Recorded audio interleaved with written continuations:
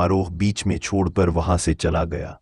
इधर छोटा राजकुमार अपनी पत्नी की अनुपम सुंदरता से अभिभूत था, लेकिन उसके मन में एक डर भी चुपचाप घर कर गया, कहीं ऐसा ना हो कि वह फिर से मेंढकी के रूप में लौट आए। इसी चिंता में वह महल से चुपचाप निकला और सीधा अपने घर पहुंचा। वहां जाकर उसने मेंढकी की पुरानी खाल को उठाया और बिना कुछ सोचे समझे उसे आग में झोंक दिया। थोड़ी देर बाद जब उसकी पत्नी घर आई तो खाल को गायब पाकर वहां गहरी पीड़ा से भर उठी। आंसुओं से भरी आंखों के साथ उसने कहा, तुमने यह क्या कर दिया राजकुमार? बस 3 दिन और इंतजार कर लेते तो हम हमेशा के लिए साथ रह सकते थे। तो मेंढकी ने उसे इस हाल में देख लिया। वह उछलती कूदती हुई उसके पास आए और कोमल स्वर में पूछने लगी, स्वामी, आपका चेहरा इतना उदास क्यों है? राजकुमार ने उदासी भरे स्वर में कहा, अब तो मुझे शर्मिंदगी झेलनी पड़ेगी, क्योंकि पिताजी ने हमसे कहा है कि हमारी पत्नियां सुबह तक उनके लिए एक सुंदर कमीज तैयार करें। मेंढकी ने हंसते हुए कहा, अरे यह तो कोई बड़ी बात नहीं है। आप पहले भोजन करिए और फिर चैन से सो जाइए। याद रखिए, हर सुबह एक नई उम्मीद लेकर आती है।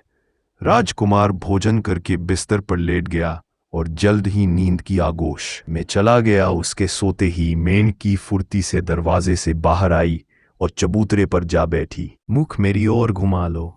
राजकुमार के इतना कहते ही झोपड़ी थम गई और तुरंत ही एक दरवाजा खुला, मानो उसी का इंतजार कर रही हो। राजकुमार निहंकोच उस झोपड़ी के भीतर चला गया। जैसे ही उसने भीतर कदम रखा, उसे एक वृद्ध दिखाई दी, जिसकी आंखों में अनुभव और रहस्य दोनों की चमक थी। वह बूढ़ी स्त्री बोली, बेटा तुम कौन हो और इस घने जंगल में किसे ढूंढते फिर रहे? राजकुमार ने शांति से पूरी बात बता दी, अपनी मेंढकी पत्नी, उसका रूपांतरण, उसकी गलती और अब उसे पाने की बेचैन। वृद्धा ने गंभीर कोयल अचानक हवा में विलीन हो गई।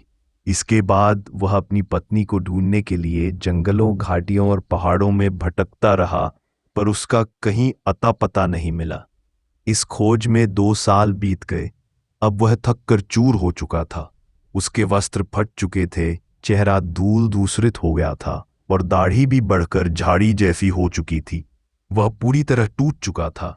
तभी उसकी नजर एक अजीब सी झोपड़ी पर पड़ी। वह झोपड़ी मुर्गी की टांगों पर खड़ी थी और लगातार घूम रही थी, मानो किसी रहस्य को छिपा रही हो। यह दृश्य देखकर राजकुमार बोला, हे झोपड़ी, जरा कृपा करके अपना पिछला हिस्सा पेड़ों की ओर कर लो। और तृप्त होकर खाया। फिर वह कुछ समय के लिए सो गया। थोड़ी देर बाद जब वह आराम करके उठा